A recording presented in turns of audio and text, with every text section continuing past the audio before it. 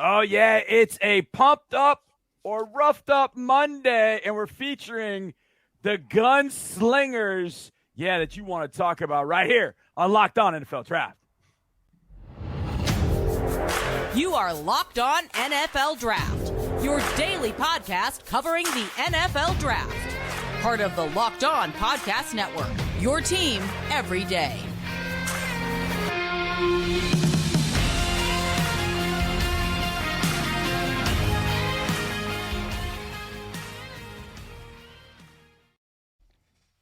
Welcome in, everybody. It's your favorite NFL Draft Power Trio. Well, my two cohorts are the power, and I'm just making up the third.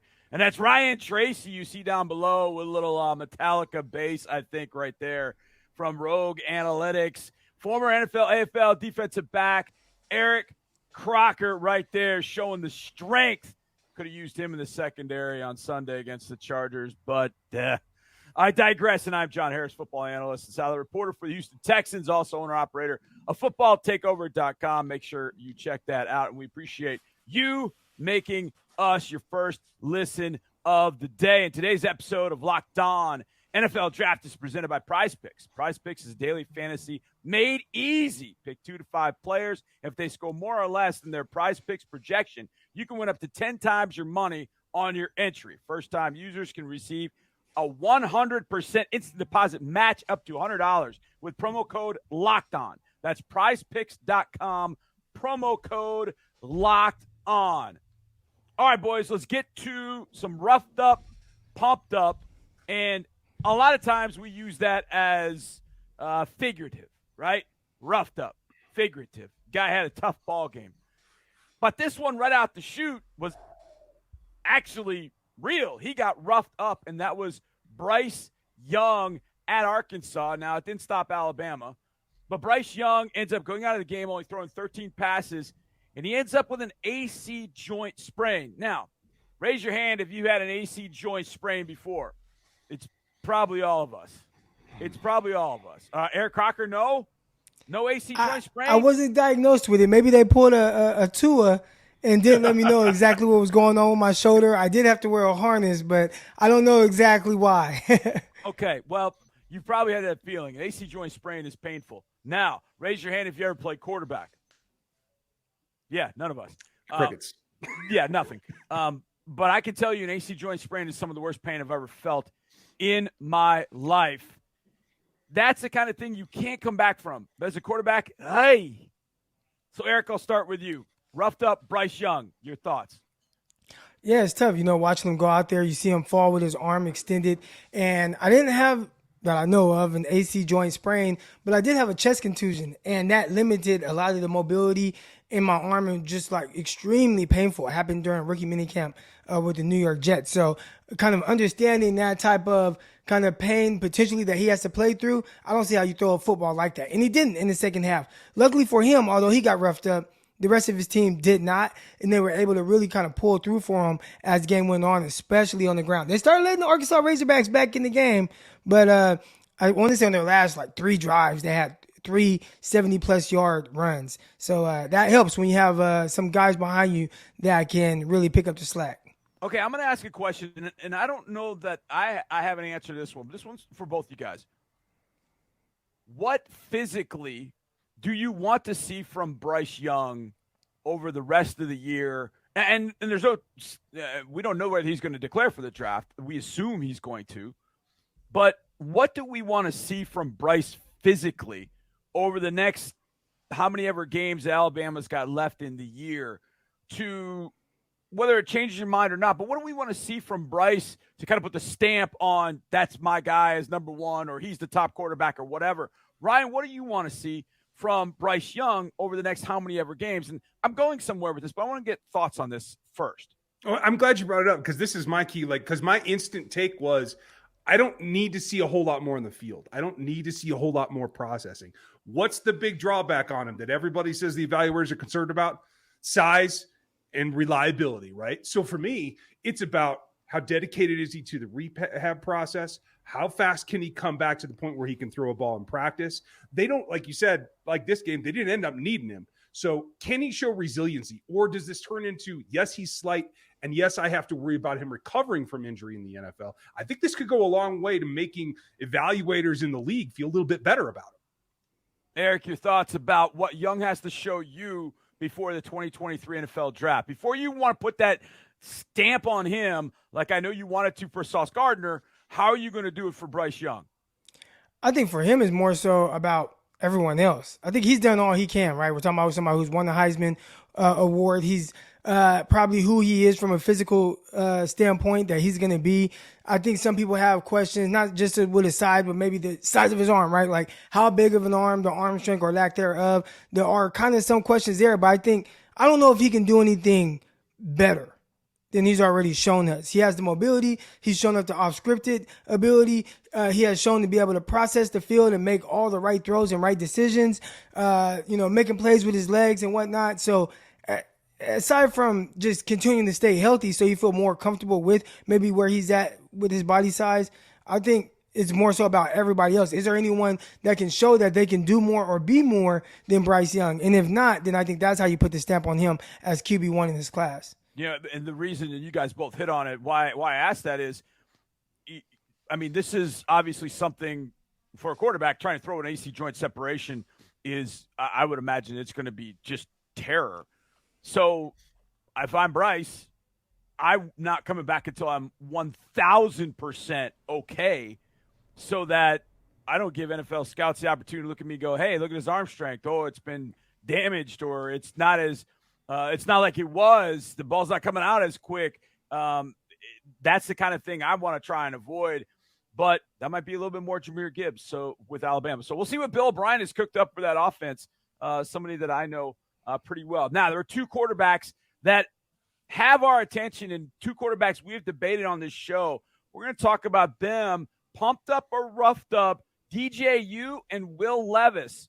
That'll be next on Locked On NFL Draft. Before we go to break, though, it's time to talk a little bit about Prize Picks. Now, we do a segment during the week where I give the guys a challenge. I tell them Michael Penix, 315 passing yards, and I make the number up myself. I don't know what the Prize Picks number was, but I made a number up myself. I don't know how close I got, and the guys have to decide more or less. Now, if you're into it for a little bit more than just good old personal pride, well, then prizepicks.com is the site and the app for you. How does it work? Well, you pick 2 to 5 players in any number of sports. And if they score more or less than their Prize Picks projection, you can win up to 10 times your money on any entry. No competing against other people. It's you versus you. I think Rocky said that to Apollo Creed's son in one of the movies, but you get the point. Prize Picks offers projections on any sport you watch. NFL, esports, soccer, MMA. Was Man City going to score more or less than 5 against Man United? You took the more, you won that if you went with Prize Picks. Download the Prize Picks app or go to prizepicks.com to sign up and play daily fantasy sports. First-time users can receive a 100% instant deposit match up to $200 with promo code Locked On. If you deposit $100, Prize Picks will give you $100. Deposit $50, Prize Picks will give you $50. Don't forget to enter the promo code Locked On at sign up for an instant deposit match up to $100. We thank you again for making Locked On NFL Draft your first listen every day. Make sure you check out NFL Key Predictions every Friday on Locked On NFL. Locked On's local experts give you the inside scoop on the 5 biggest games in the NFL weekend, including Sunday and Monday Night Football, plus betting advice from the field's leading experts, BetOnline. Follow NFL Key Predictions every Friday on Locked On NFL. Available on the Odyssey app, YouTube, and wherever you get podcasts. Now, 2 guys that are going to get to the NFL at some point. And we've debated them, and we're probably going to debate them. I don't know that we've debated. I mean, we discussed them. I think we're kind of on the same page a lot of this. But DJ Uiagalelei, as Clemson gets a win over NC State, and Will Levis from Kentucky, who 3 straight drives in the fourth quarter ended up with turnovers. I'll start with you, Eric. Which one you want to take and which one you want to start with? DJU, pumped up, roughed up. And what'd you think of DJU's performance getting a win over NC State at home? Well, I know how I felt about Will Levis' performance because I had some money on that. And I took them and I was like, oh, I am good. $100. I got them at, it was like plus 450. I'm like, oh man, this is good. So they're coming back. I'm feeling good. I'm like, okay, I'm about to be $450 richer until I wasn't. Will Levis led an offense that turned the ball over 3 straight times to end the game. And one of the turnovers would not have been that bad if not for him actually throwing a touchdown the play before. Now, you probably assume, hey, how can you throw a touchdown the play before but then turn it over the next play? Well, what happened was he got a big play. They get down there. They're like, all right, let's go. We're so excited. Let's hit them for the touchdown. We're going to throw the fade jump ball they do. But Will Levis forgot to let his slot receiver get set. So it negated the touchdown. They end up fumbling the next time. I thought his throughout the game, the throwing was a little sporadic. His accuracy was a little sporadic. I think if you are someone who really likes Will Levis, which I like Will Levis, I think you can find things throughout that game that he did that you can say, you know what, I can hang my hat on that. He will be more consistent with this eventually. And like Ryan held his finger up, maybe that on that safety where his finger was bent the other way, that might have had to do something with the inconsistency as a passer throughout that game. But overall, I saw a lot of good stuff from Will Levis. I'm not going to dog him here, but he definitely got roughed up in the sense of how the game ended. Not ideal for a guy who, you know, hey, he's been around for a while now. He's a senior. You expect him to go out there and be able to come away with a W in that type of situation. And he almost looked like he wasn't prepared for it. And Eric, to your point, I mean, it was sporadic throwing the football. And I would give him a pass through the first probably 3-4 weeks because they had no run game. None. Mm-hmm. There's nothing. But Chris Rodriguez stepped to the plate. He finally got on the field. NCAA matters, they called it. He got on the field, and they had a run game. They had a run game. They were moving the ball, running the football with Chris Rodriguez. It wasn't as if Will Levis was just out there on his own. He was getting a run game from Chris Rodriguez Jr., and it hit me while you were talking, Eric. I think if you have money on a game, you remember every single play, especially if you lose the bet. You remember every single thing about that particular lost bet and those plays because you're right. A senior cannot look out there and go, okay, we're not set.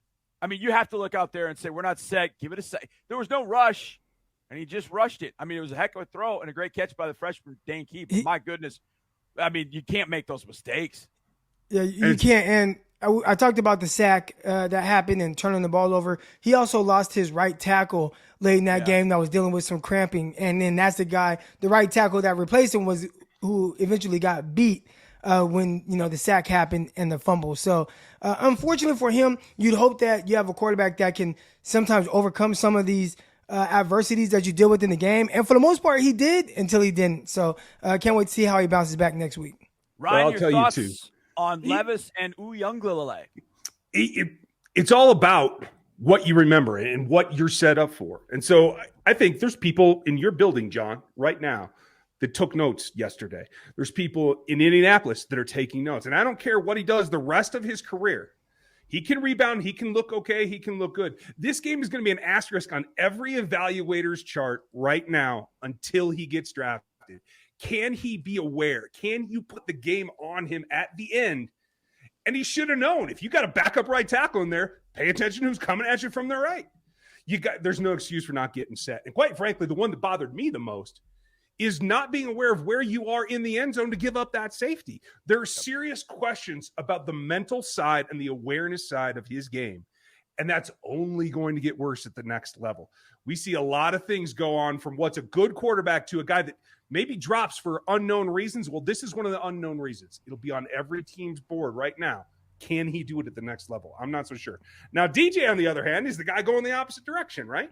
I have to feel like he showed enough that you feel good about him. I will say this. There's a little bit of Anthony Richardson in him right now in terms of the hype that I see online, and I'm sure there's some hype in the teams as well.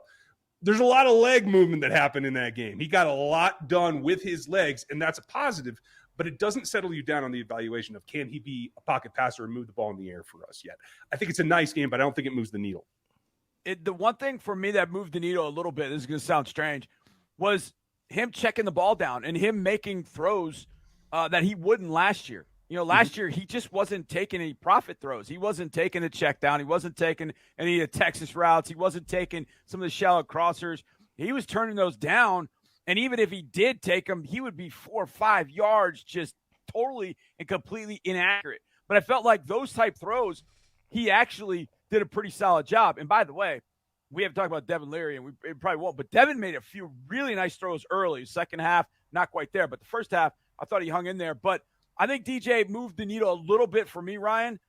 Just to your point about his legs, we know he can run the ball. I mean, it's like he's 6'13", 285 pounds. So he's going to be able to run the ball. But I felt like his poise on some of those throws, the dart throws where you got to take some off it, and you can't just drop it in a bucket down to numbers, outside the numbers. It's got to be a little bit of touch. I felt like DJ showed a little bit more of that, and he's showing that each and every week.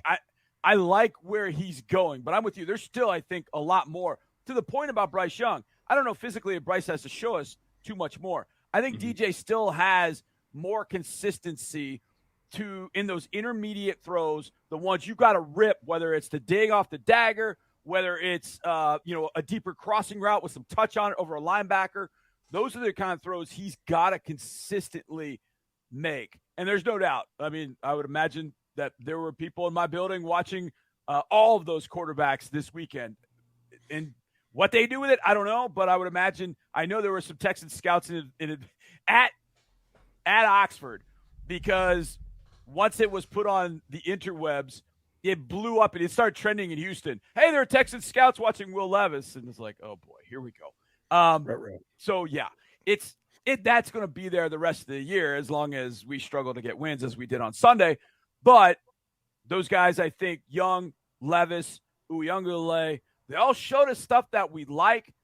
Not Young getting hurt, but I think they showed us some things we like. But man, Will Levis, just the awareness, Ryan, you brought it up. The awareness, that's got to improve, and it's got to improve very, very quickly. All right, we've got other quarterbacks we're talking about, and we're going Pac-12 for our segment, and maybe some other players are going to slide into those quarterback roughed up, pumped up next right here on Locked On NFL Draft. But before we do that, I got to tell you about a box I got in the mail.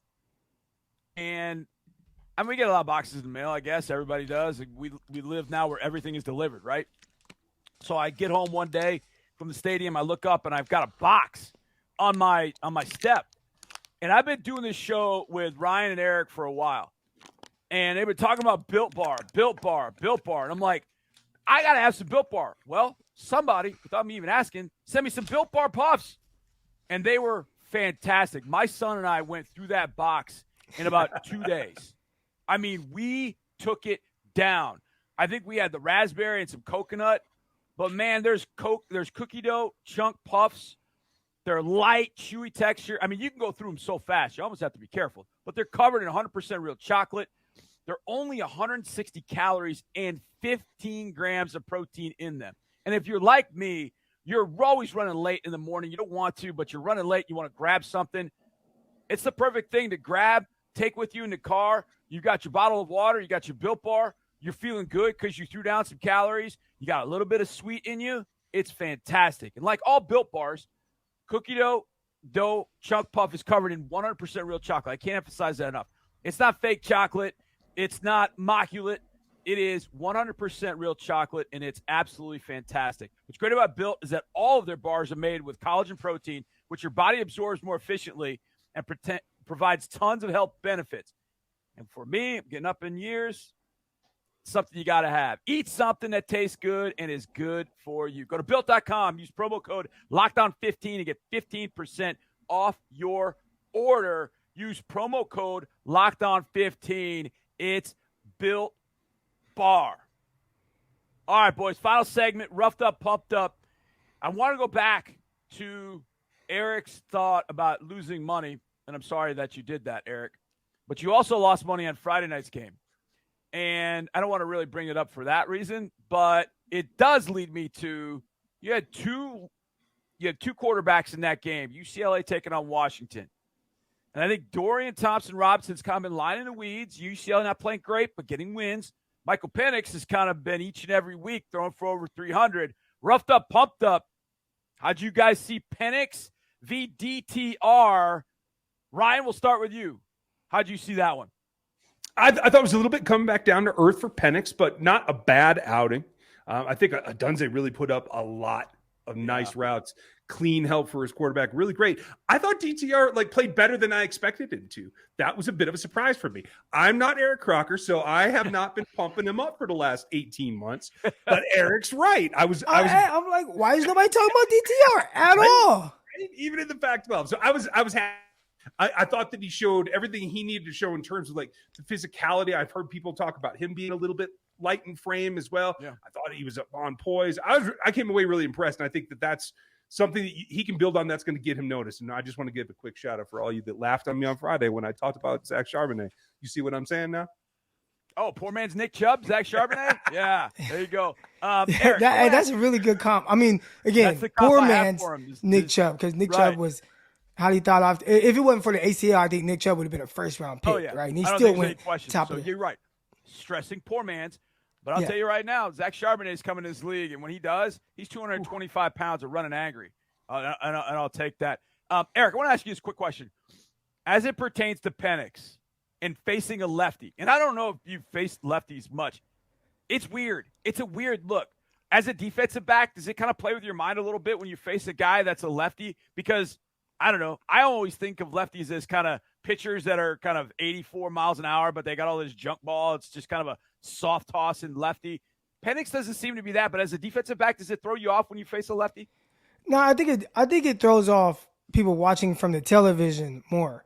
On the field in person, I don't know. It's just a guy with a ball. Right. And I guess as someone who lined up a lot on the left side of the defense, you're used to being able to see the quarterback open up. And when you are facing somebody who's a lefty, it's kind of flipped. But you don't really think about it as much because for the most part, I'm paying more attention to the route concepts. Right. And, how many guys are to my side? Is it, two guys in the back, or is it tight end? Is it open or closed to my side? So, I mean, we're paying attention more to that than what hand the quarterback is throwing with. Right. Absolutely. Eric, DTR, you were talking about him. He came up big. UCLA came up big. Would you go the other way on Penix, or what did you see from Michael Penix in that game against UCLA?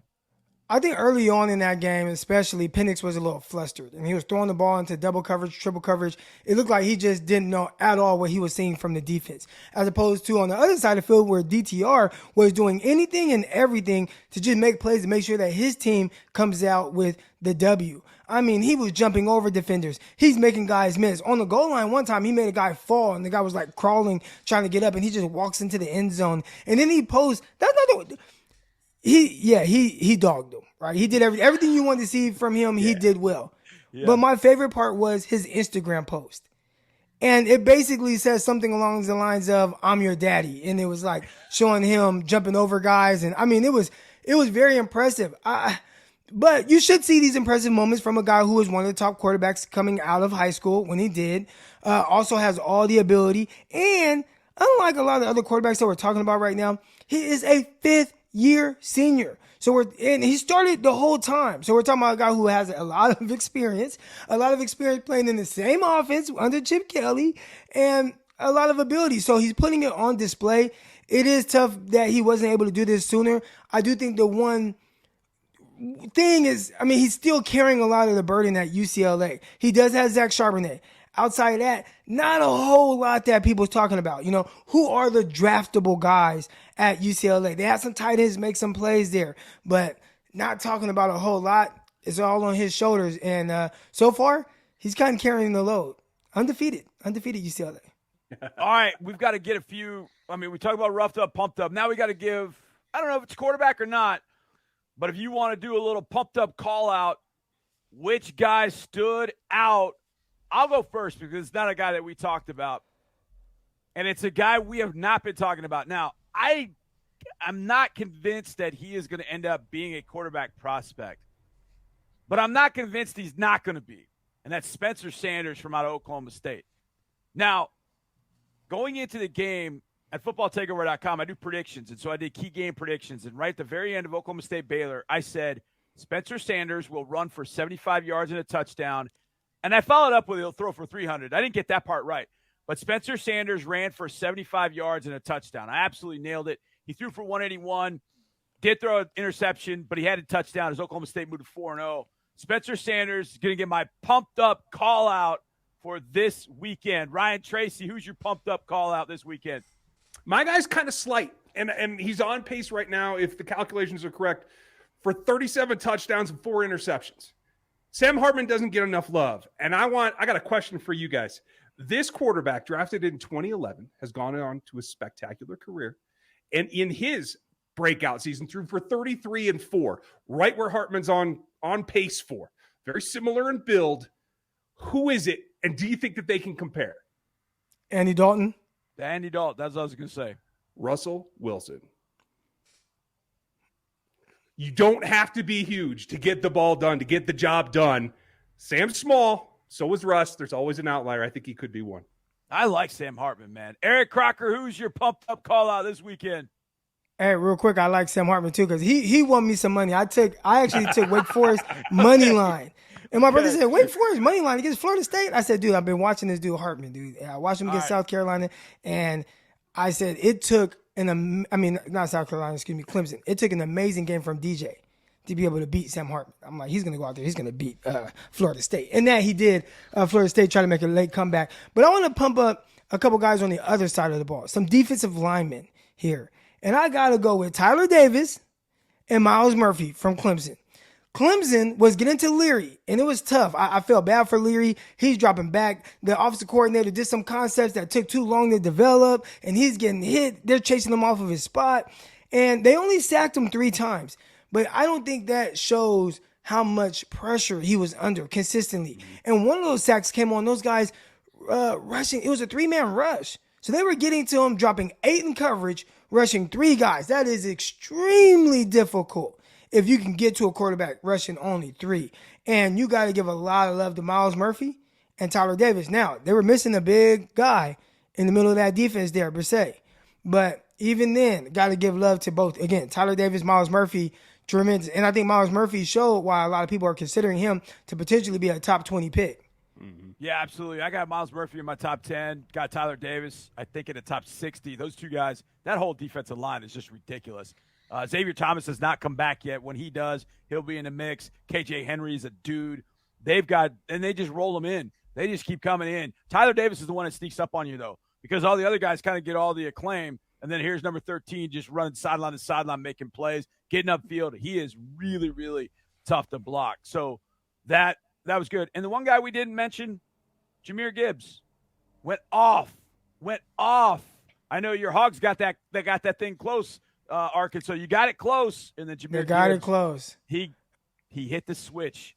That's what we saw in the spring game. He hit that switch, and when he hits that switch, forget it. 270-plus yard runs for touchdowns. That sealed that one against Arkansas. So Jahmyr Gibbs, you also get one for the Locked On NFL Draft crew. Boys, excellent show as always. We'll be back the rest of the week. We got plenty of things to break down. How did the rookies do in the NFL this weekend? We'll definitely have some either-ors. We'll have some prize picks, more or less, later in the week. Appreciate all of you listening. For Eric, for Ryan, I'm John. We appreciate you making Locked On NFL Draft your first listen every day. Now make your second listen to Peacock and Williamson NFL show. Brian Peacock and former NFL scout Matt Williamson give you the expert NFL analysis in less than 30 minutes. It's free and available wherever you get podcasts. So you got a lot to listen to, and we'll be back the rest of this week, people. Appreciate you. Thank you so much. We'll see you next time. Let's go.